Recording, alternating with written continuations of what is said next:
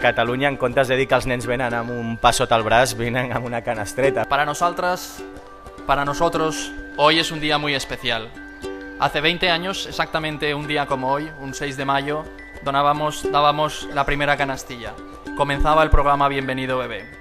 És més guapa fora de l'aigua, encara que dins de l'aigua. Amb la pinça.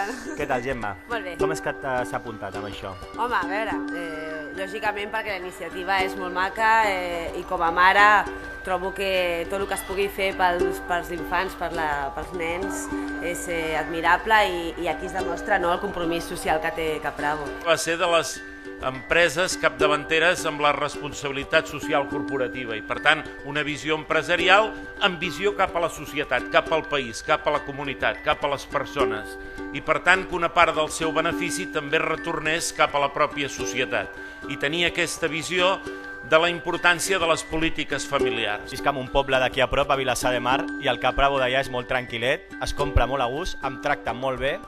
I a part també sóc d'una generació que va créixer amb una frase que els més grans recordareu, que deia «Bravo, Capravo!». L'entrega de la canasteta solidària. Avui en tindrem 20.000 euros per entregar la Creu Roja gràcies als clics que tothom ha fet a la pàgina de Capravo de Facebook. El nostre agraïment sincer perquè amb aquests diners el que feu és que nosaltres puguem continuar amb els nostres projectes i les nostres activitats a favor de la infància.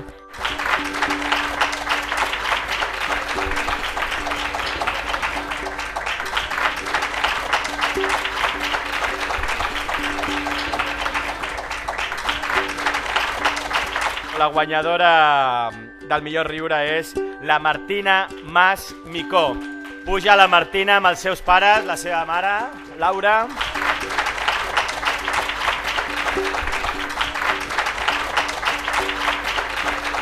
Felicitar a totes les mares, a totes les mares de les mares, a totes les mares de les mares de les mares.